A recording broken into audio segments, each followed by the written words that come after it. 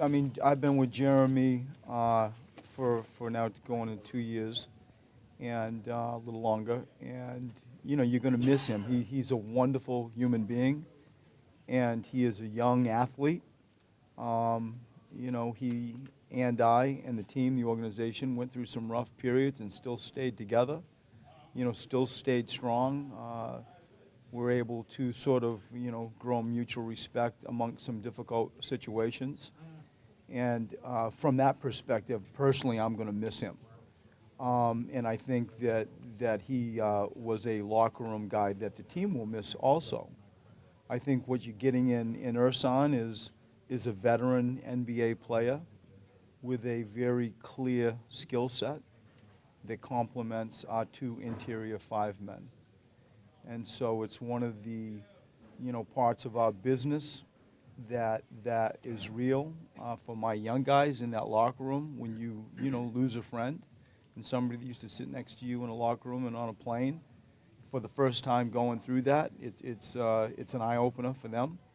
But I judge the trade sort of on those terms and look forward to welcoming Ursan as soon as we're able. But progression of players also leads to being be able to do this, right? Like many might think that trading Jeremy Grant, you don't know that you would get much, but you got a little bit something for him. So the progression of him through the years from where he came also helps in that way. Right? I think that is true. I feel like Jeremy improved. We all saw his improvement through his foul shooting, through his jump shot, through his handle, him attacking the rim and going to the free throw line.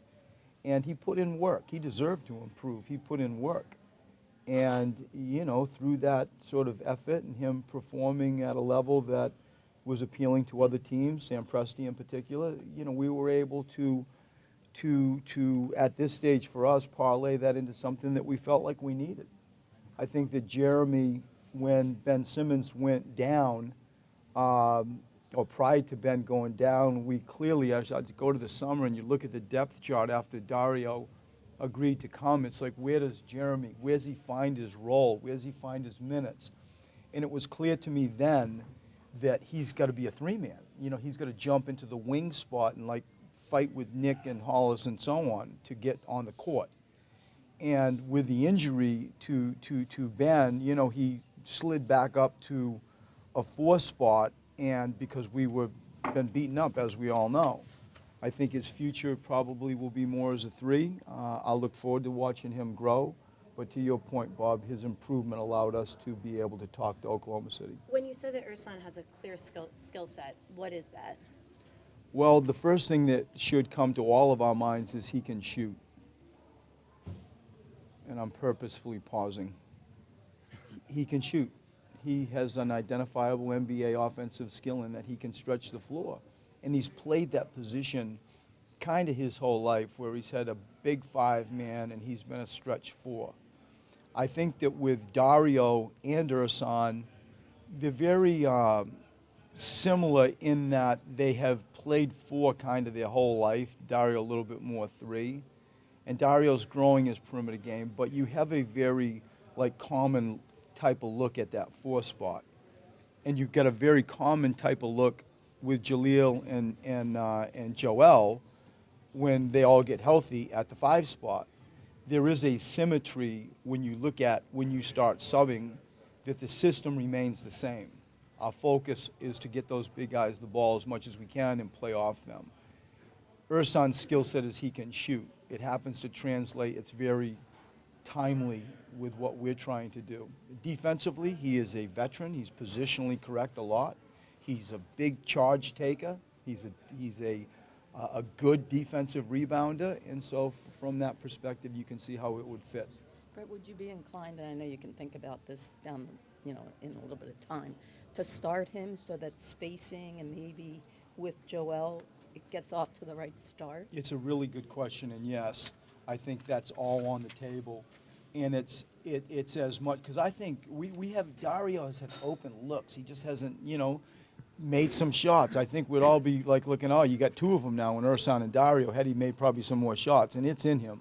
It is in Dario Saric to make threes and make shots, especially with the open looks that he has had.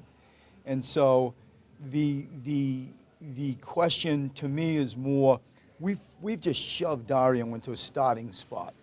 You know, at 22, it's like just drove him, just shoved him into the starting four spot without, you know, much obviously experience. And so from that perspective as well, you know, it's all on the table. I think that Ursan provides, I suppose, the luxury of making that type of decision. Is he See, strictly, Go ahead, Brian. strictly a 4, or could he do some other things as well? He can maybe do some 5 in a pinch because he actually is big. You know, like he's got wide shoulders and you know, a good wingspan. I look at him as exclusively a stretch 4. Do you see him fitting in pace-wise, Brett?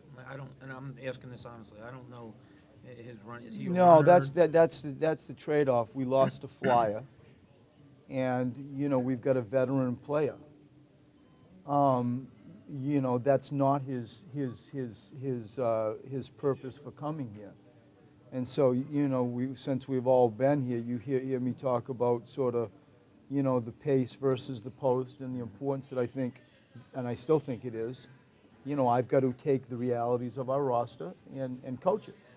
And so that's not a part of his, you know, immediate things you say, wow, he's a flyer. He's not. And so we're going to have to, you know, make some adjustments for that. Have you been able to get much intelligence about what he's like as a veteran guy that's been through the league, and what have you learned if you did get stuff like that? I've spoken to a lot of people. You know, stuff like this, you don't just sort of, you know, take lightly. It's a significant move, although many might not see it. In my world, it is. And so, yes, we've done massive amounts of homework. And, you know, you always go straight to the human being. You know, it's our job to put pros around our young guys, you know, Ben and Dario and Joe and Ja.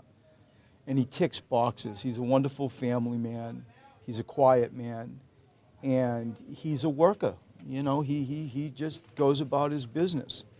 And it's not like you're getting somebody that's 36. You know, he's in the, I think, really, you study gold medal teams, that is the prime age group that he's in. And so we study game, we study people, skills, we study it all. And with that, I give Brian credit. You know, Brian came in and he's trying to help us in a situation that we need some help. You know, the injuries that we are all aware of, you know, forces some of this. Like, you're really trying to remain competitive and, you know, get a positionally balanced type of roster. The injuries, I think, maybe expedited some of these, you know, decisions. But, yeah, we studied him a lot. Within 4 games, Embiid went from a 20-minute restriction, he's now up to 24. Is this a progression that you're going to continue to see, or so you're looking for at some point this season you'll see no restrictions at all? Yeah, Jack, I don't believe that's true. Okay. Yeah, I don't. I feel like I received a small inheritance today. You know, I got extra, an endowment. I got 4 more minutes. You know, no. And I think really it's because there will be some time off for him tomorrow. And as I said to everybody yesterday, that's the decision that we had. Like, how do you piecemeal it? How do you split it up? And so we'll go with Joel here at home, bring Ja back to, you know, Duke territory tomorrow and give him center stage. But I don't believe that Joel's minutes is on that progressive type of path. Do you know the minutes restriction tomorrow on Jalil? It's 20's the number right now being talked about, but you know, that could go up based on how he feels tomorrow. He still has had a workout today. He still is on the bench in the event that Joel gets in foul trouble, or Rashawn. I mean, think of without Jeremy, you just got cleansed a lot at that interior spot. We only have 10 guys. But if you needed him tonight, does that mean he wouldn't play tomorrow at all? No, you still would play it. The information has come back that he would be at risk of waking up tomorrow and feeling bad, and then you'd roll into Charlotte without either Joe or Jaren. So we're just trying to be smart in this early phase of our season on how do you spend your money.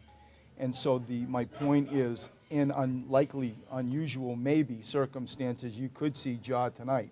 I don't want to do it, but in the event of, foul trouble, especially since Jeremy's not here, short of putting Dario out of 5, which I may do. How much more will you lean on Rashawn the next 2 nights, just because of this? Right. You can see when you do the math, when you talk about the minutes that we've just been talking about, that the rest is his. And with that, you rely on him a lot. He becomes both nights the constant. And I think that he's earned it. I think that he's playing well enough to feel confident in him. But he becomes very, very important.